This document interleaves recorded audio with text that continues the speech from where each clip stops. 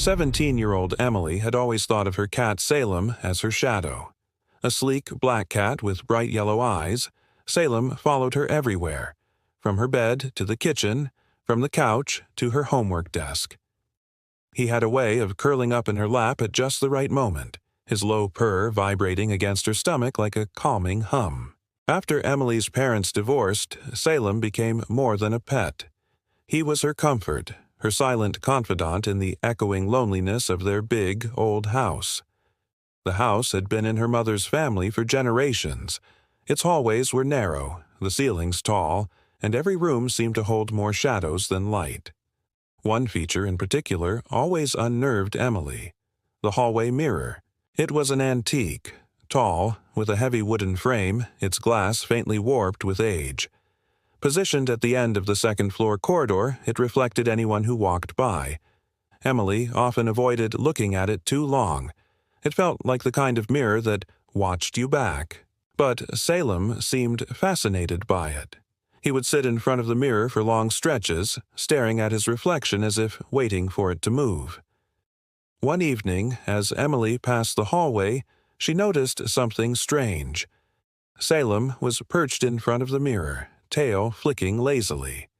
But when he turned his head, the reflection lagged a beat behind.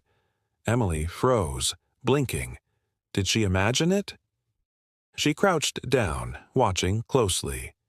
Salem lifted a paw to groom himself. The reflection copied, just a fraction of a second too late. Her stomach knotted. The next night, she tested it again. She tossed a toy mouse across the floor. Salem pounced instantly, but in the mirror the reflection sat still a moment longer before following. Sometimes the reflection blinked late, sometimes it didn't blink at all. Emily tried to laugh it off. Old mirrors were weird. Warped glass, bad lighting, there were explanations. But deep down, unease festered. Days passed. Salem's fascination grew. He began meowing at the mirror, pawing at it, sometimes hissing. Emily found him pressed against the glass, fur puffed, claws extended as though trying to fight his own reflection. One night, Emily woke to a faint noise. At first, she thought it was rain tapping against her window. But as her ears adjusted, she realized it was coming from across the room. The mirror. She sat up slowly. In the dim glow of the streetlight, she saw Salem curled at the foot of her bed, sleeping soundly. But in the mirror across the room, Salem wasn't asleep. He was standing. His reflection stared at her with wide, unblinking eyes. Emily's breath caught. She blinked hard, looked back at the real Salem, still asleep, still purring. But the reflection hadn't moved. It just kept staring, its tail swishing slowly. Then the mouth opened. Wider, wider, too wide. The jaw stretched impossibly far, splitting in silence like a grotesque grin. Emily clapped her hand over her mouth, too terrified to scream. She scrambled out of bed, turned on the lamp. The reflection snapped back to normal.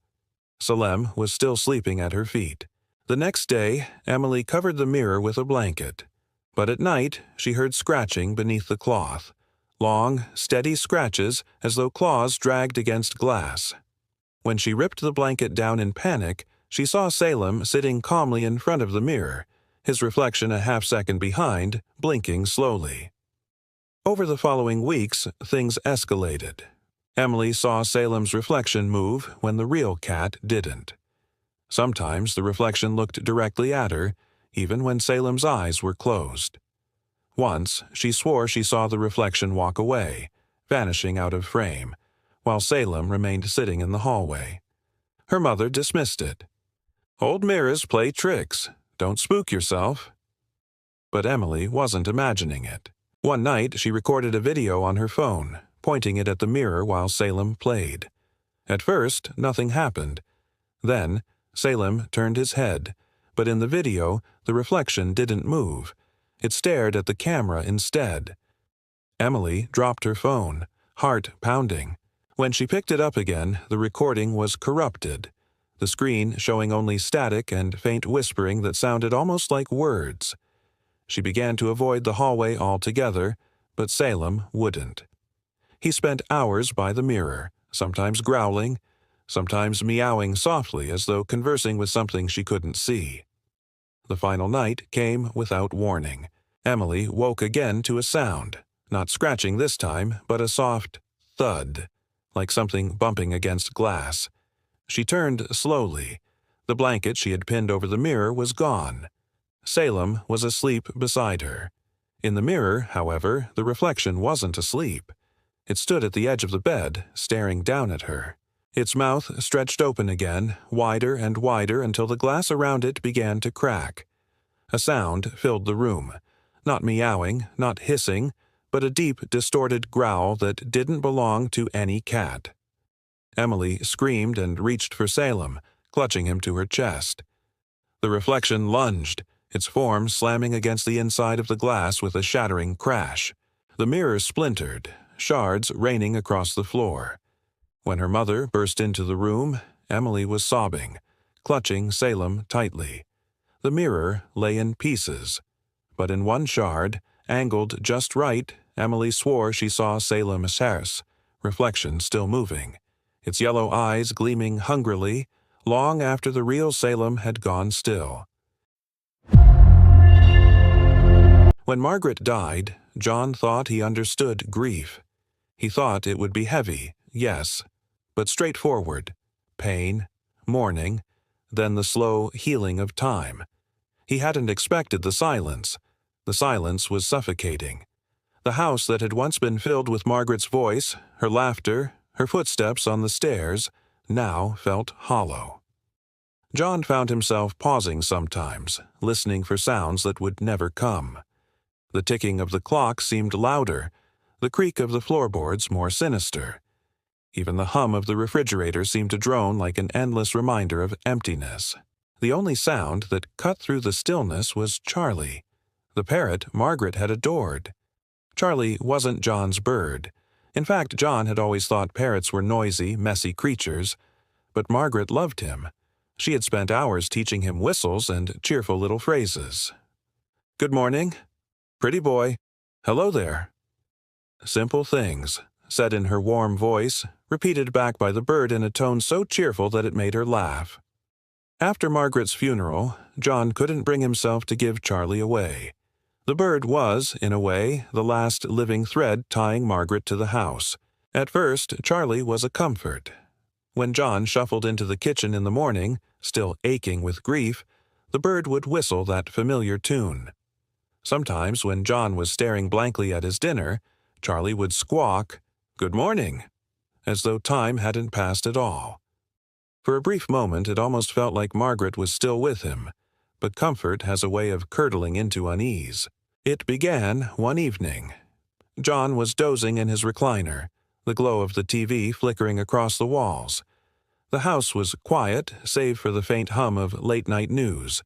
Then, clear and sharp, Charlie called out from his cage in the corner, "John." John jolted upright. The parrot had never said his name before. He blinked at the cage, heart hammering. It wasn't the word that unsettled him. It was the voice. It wasn't a parrot's squawk. It wasn't a random mimicry of a sound. It was Margaret's voice, her tone, her inflection. "John." He sat there, staring at the bird, whispering, "What did you just say?" Charlie only tilted his head, blinked with beady eyes, and whistled the familiar tune. John tried to shake it off. Parrots copied voices all the time. Maybe Margaret had said his name around Charlie more than he remembered. But once the seed of unease was planted, it grew quickly. Over the next week, it kept happening. John. Sometimes soft, almost like a whisper at his ear.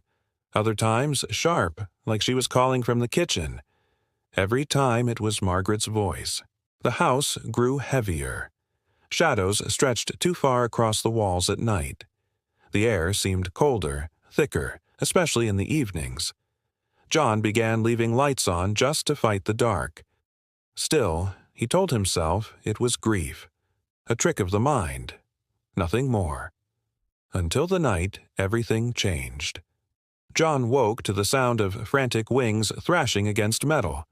Charlie was in a frenzy, flapping violently in his cage. John sat up in bed, heart racing. Then came the words. Not cheerful mimicry. Not good morning. In Margaret's voice, but desperate, sharp, and human, "I'm still here. Don't open the basement."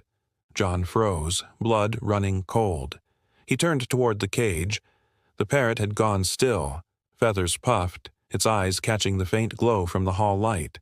He sat awake until dawn, the words pounding in his head. Don't open the basement.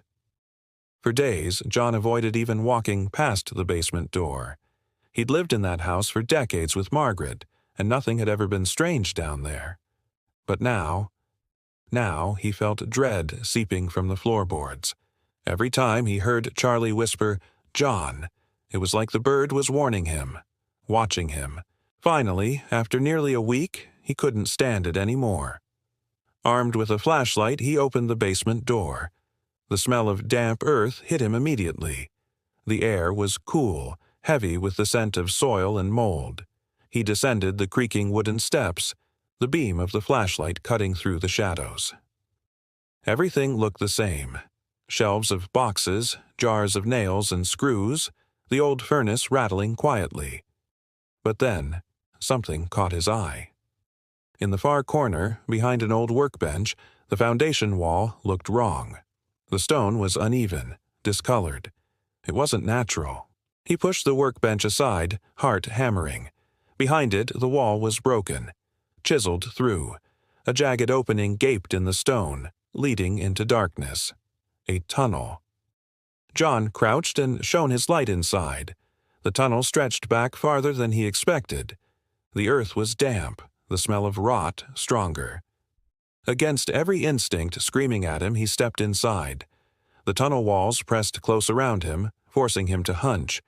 The silence was suffocating. Every footstep echoed like a drumbeat. The deeper he went, the colder it grew. Finally, the tunnel opened into a small chamber. The ground was uneven, collapsed in places.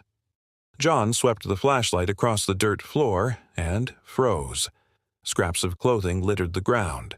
Torn fabric, half-buried shoes, a child's dress ripped at the hem. All of it aged, decayed, covered in dirt. None of it belonged to Margaret. None of it belonged to anyone he knew. John stumbled backward, bile rising in his throat. His flashlight trembled in his hands. Charlie's words echoed through his mind. "I'm still here. Don't open the basement." He scrambled back up the tunnel, through the broken wall, and bolted up the stairs. Slamming the basement door shut, he leaned against it, gasping for breath. What had Margaret known? Why had Charlie warned him? That night, John sat trembling at the kitchen table, unable to eat, unable to think of anything but the chamber. The silence pressed in from every wall. And then Charlie spoke again. But this time it wasn't Margaret's voice. It was lower, rougher, someone else entirely. "You shouldn't have looked." The words echoed through the house, sinking deep into John's bones. And for the first time since Margaret's death, John realized he wasn't alone. "I'm telling you guys for the 100th time. It's right there. It's right there. You just gotta see it. Look around." "Where? What are you doing here? It's right behind you. There's this black shadow. You can't see it. You got to look hard. What are you doing? Why aren't you looking? Just turn around. What are you scared? You don't want to turn around. Turn around." It was late at night and this guy was going home from work. As he was walking through the park, he suddenly heard someone talking. He stopped dead in his tracks and listened intently. Could it be that he wasn't alone? Was someone following him? Had someone been following him for quite some time now? He started walking again, keeping his eyes darting around, trying to spot whoever was making that noise. But it seemed like the voice was coming from everywhere and nowhere all at once. This was starting to freak him out. The voice said something again. And again, closer this time, and he heard it clearly. It said, "Look behind you." He froze. Did that voice just tell him to look behind him? Was he being stalked by a madman? Slowly, he turned around and looked behind him, but there was no one there. Yet the voice had come from somewhere. There was no doubt about it. Who was out there, and why were they talking to him? But when he turned around, he saw nothing. The streets were empty. There were no cars driving by. There was not a single soul in sight. He was beginning to get really scared now. He wanted to run, to get away from the situation, but his feet felt like they were made of lead. He couldn't move. The voice spoke up again, and it was much closer now. It almost sounded like it was right beside him. "Look behind you," it said again. He didn't need to be told twice. He whirled around, and this time he saw it. A big, black shape was standing right in front of him, blocking the streetlight behind it so that it was shrouded in darkness. He couldn't make out what it was, but it was definitely there. Whatever it was dark and it was blocking the light. His heart was pounding in his chest. His breathing was quick and shallow. His mind was screaming at him to run, to get away from whatever this thing was. But his body wouldn't obey. He was frozen in place. The thing took a step towards him and then another. It was coming closer and closer, and with each step it took, his fear grew. But then something strange happened. The thing stopped moving. It stood there for a moment, and then it started to fade away. It was like it was dissolving into the darkness, like it was never even there at all. The voice spoke up again, and it sounded sad. "Don't be afraid," it said. "I'm not here to hurt you. I just want to help you." He blinked. Was he hearing things? Was this thing actually talking to him? Was it trying to help him? Or was it leading him into a trap? Before he could respond, the thing had vanished completely. The darkness lifted and he could see the street again, with its trees and bushes and parked cars. Nothing seemed out of place. It looked like any other night. But he knew what he had seen. He knew what he had heard. He knew that he wasn't alone. He took a deep breath and tried to calm down. He told himself that it was all in his head, that he had imagined the whole thing. But deep down, he knew that he hadn't. He started to walk again, slowly at first, then faster. He wanted to get away from the park, away from the darkness, away from the voice. He didn't want to hear it anymore. He didn't want to see it anymore.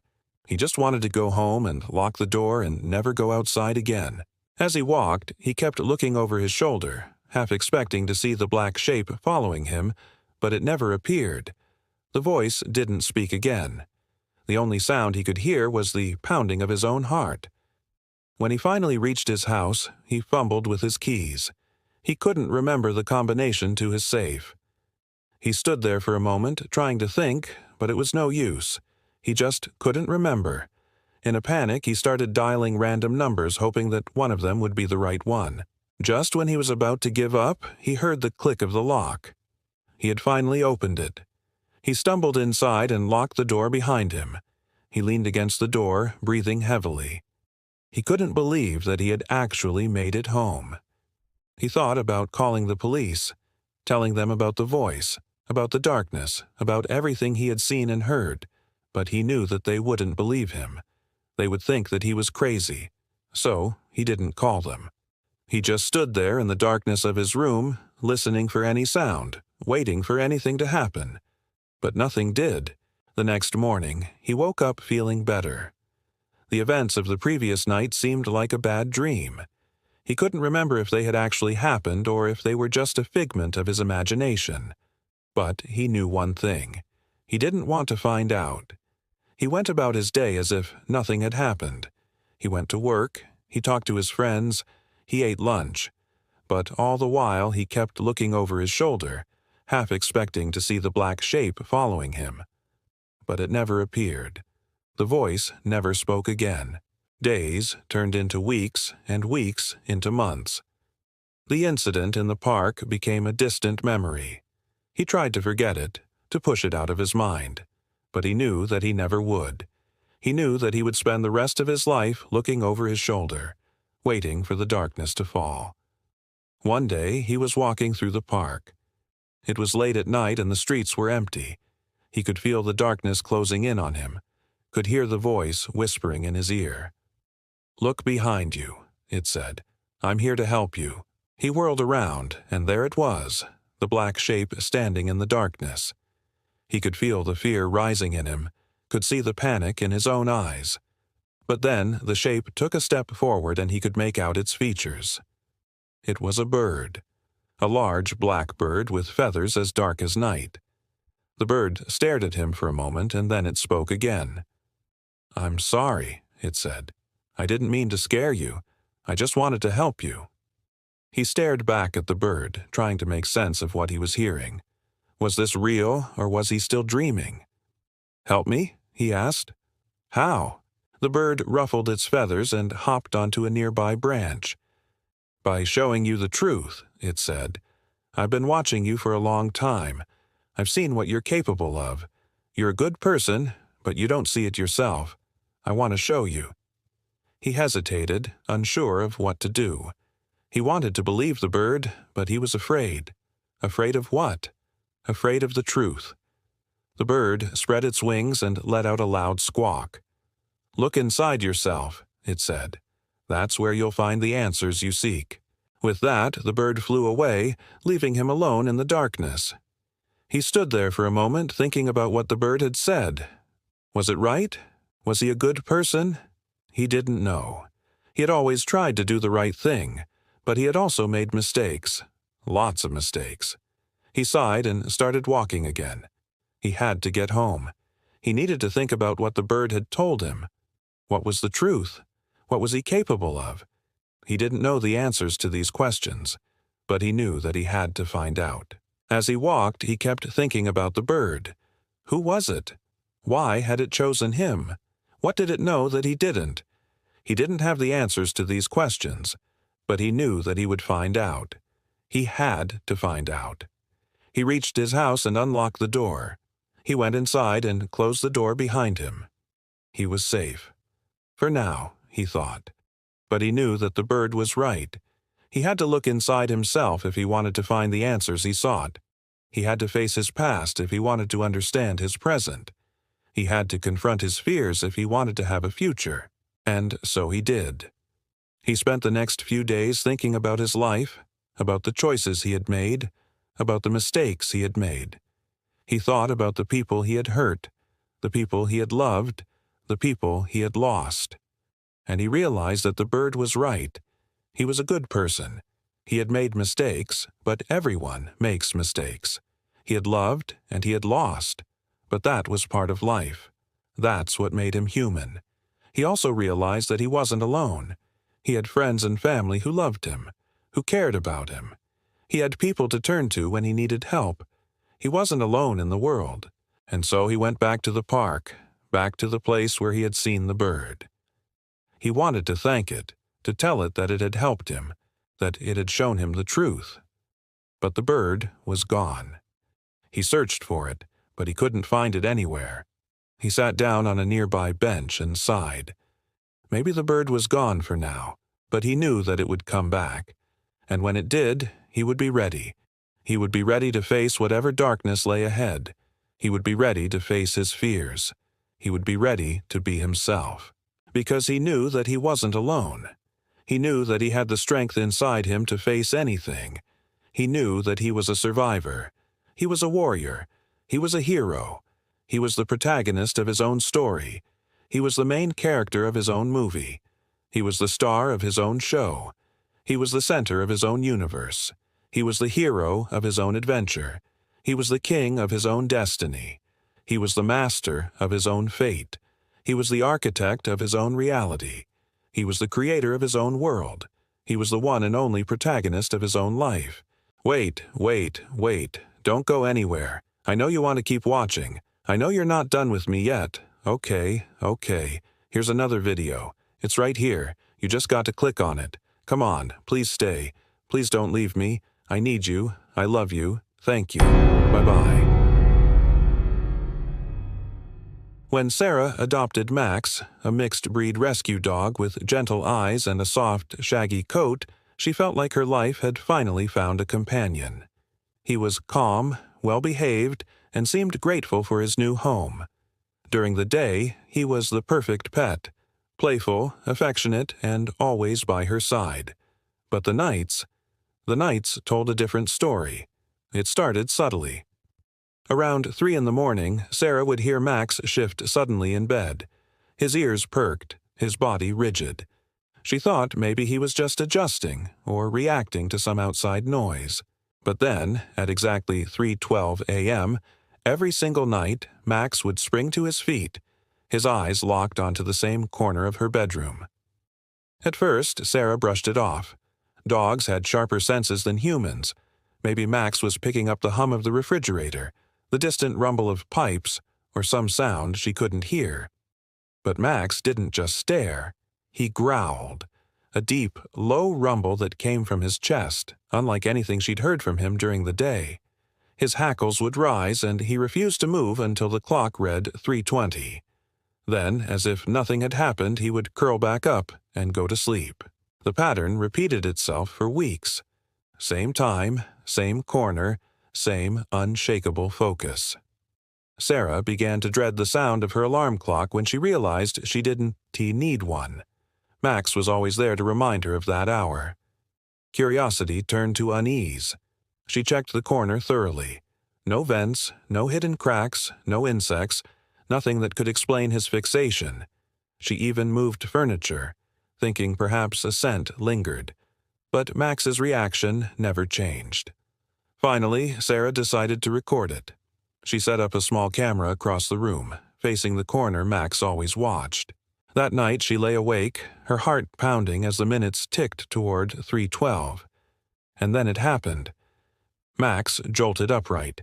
He growled. Sarah kept her eyes glued to the corner, straining to see. Nothing. The room was still. Her skin prickled, though, as the air suddenly felt heavy. Thicker, somehow. Max's growl deepened. After several tense minutes, he relaxed, as always, and lay back down. In the morning, Sarah immediately checked the footage. At first, everything seemed normal. Max rising, staring, growling. But then she froze. For just 2 seconds, a shadow passed across the wall. Not the shadow of Max, not hers. It was taller, stretched unnaturally, and slid across the corner without anything in the room moving to cast it. Sarah replayed it again and again, her stomach twisting each time. The following days, she couldn't shake her fear. She tried sleeping in another room. Max followed, but at 3:12 a.m. he still turned toward the same spot, the same corner, even when they weren't in the bedroom. It was as if something followed them. A week later, Max stopped eating. His energy faded. Within days, he collapsed, and the vet couldn't find a clear cause. Sarah was devastated. She buried him in the small garden behind her house, tears soaking the earth as she whispered her goodbyes. Grief-stricken, she eventually decided to bring home another dog, a lively little puppy she hoped would heal her broken heart. On the puppy's first night, Sarah tucked it into a small bed beside hers. Exhausted, she drifted off to sleep. But at exactly 3:12 a.m., the sound of small paws tapping against the floor woke her. She sat up, a chill running down her spine. The puppy was awake, standing stiffly. Its ears twitched. And then, just like Max, it turned, staring directly at that same dark corner of the room. Every child wants a pet. For 8-year-old Daniel, that pet was a hamster named Nibbles. Nibbles was small, brown, and fast as lightning.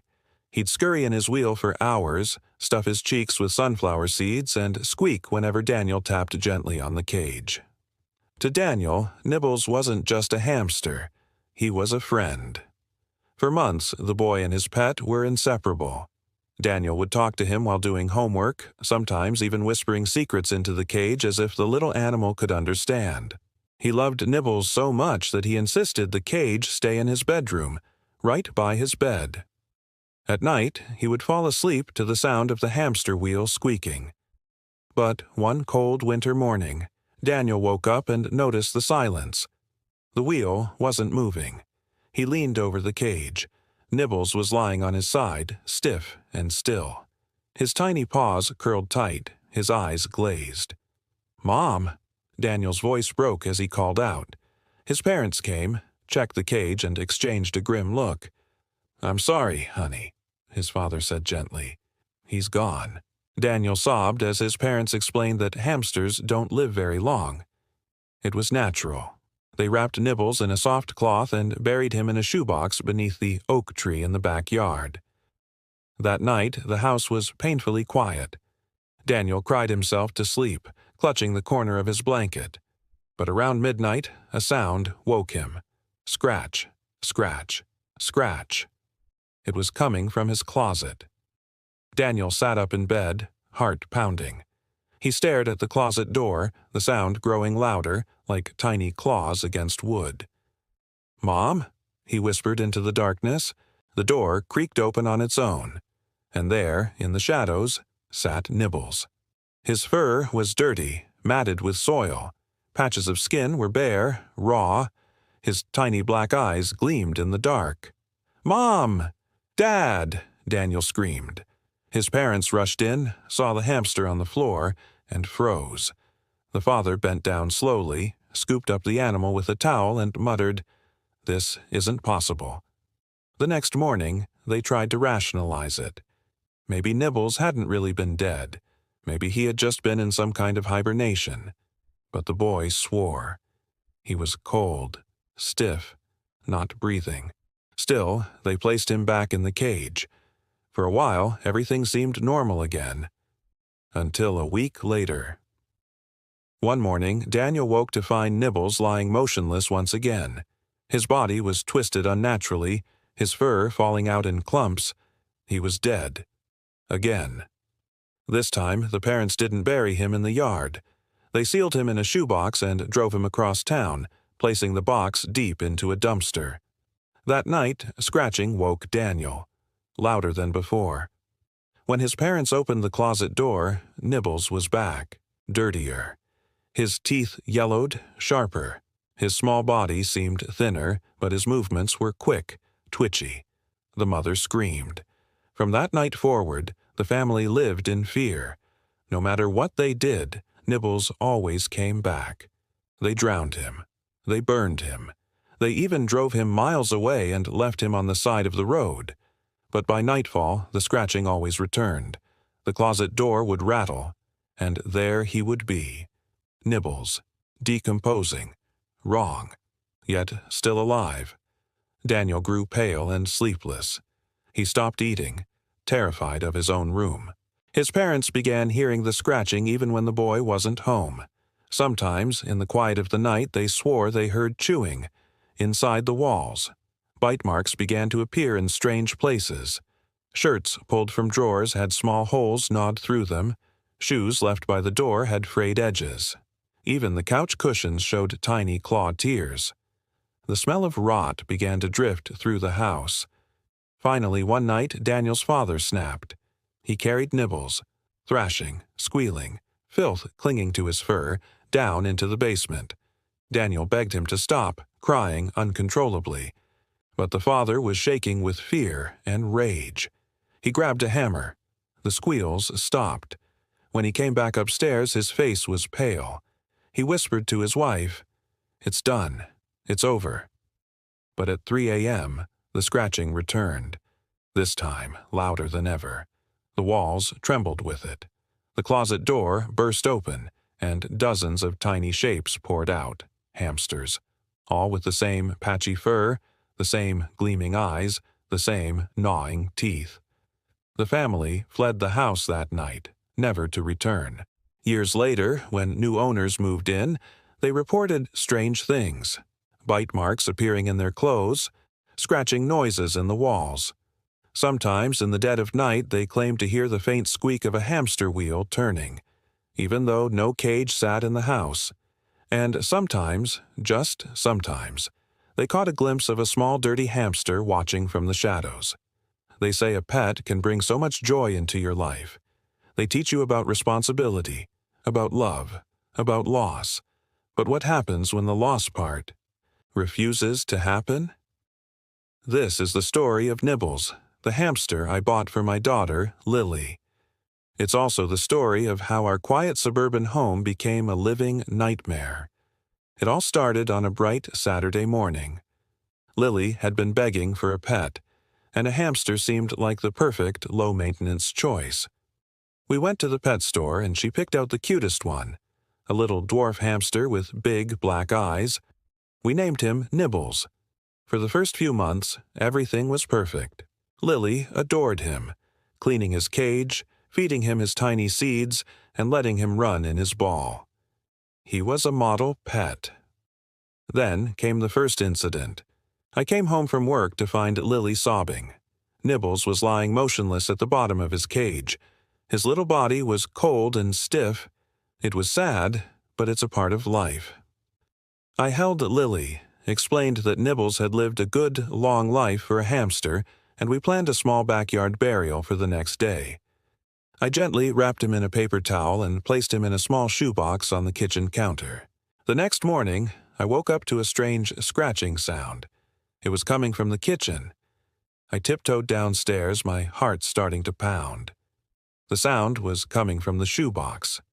I slowly lifted the lid, and my blood ran cold. Nibbles was sitting there, grooming his whiskers as if nothing had happened. His beady black eyes stared right at me. I screamed.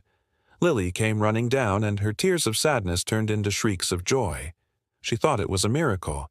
I thought I was losing my mind. But how could I explain it? Maybe he was just in some kind of deep hibernation. I tried to convince myself that was it. Life went back to normal, but I could never look at that hamster the same way.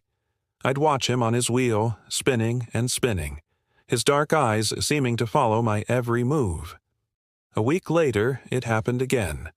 This time, he was found floating in his water bottle, which had somehow leaked and flooded the cage. He was bloated and undeniably gone. My stomach churned. We dried him off, and with a heavy heart, I placed him back in the shoebox. I told Lily we'd bury him immediately this time. But as I was digging the hole in the garden, I heard it again. That faint scratch, scratch, scratching from the box. This time I wasn't relieved. I was terrified. I opened the box, and there he was, shaking the water from his fur. He looked up at me, and I swear it wasn't the innocent look of a pet. It was something ancient and knowing. Over the next year, Nibbles died 7 more times. He fell from the top of the bookshelf. The cat got to him. He even chewed through an electrical cord, causing a shower of sparks. Each time, he was undeniably, medically deceased, and each time, a few hours later, he'd be back, scratching his way out of his tiny grave, be it a box or a patch of dirt. He stopped eating, he stopped drinking, but he kept on running in that wheel, the squeaking sound filling our house day and night. Lily became scared of him. She stopped playing with him. The hamster that once brought her so much joy now made her cry with fear. His cage sat in the corner of her room like a cursed object. I tried to get rid of him. I drove him 20 miles out of town and left his cage in the woods. 2 days later, I found him on our doorstep sitting inside his plastic ball, which we hadn't seen in months. The wheel inside the cage in Lily's room began to spin on its own that night. We live in a new house now. We left everything behind, including the cage. We never spoke of Nibbles again. But sometimes, late at night when the house is quiet, I think I can hear it. A faint, rhythmic squeaking. The sound of a wheel, spinning and spinning in the darkness. And I know, with a certainty that chills me to my very soul, that somewhere out there, he's still coming for us. Thank you so much for watching. If this story gave you the chills, please hit that like button and subscribe for more tales from the dark side. Stay safe out there.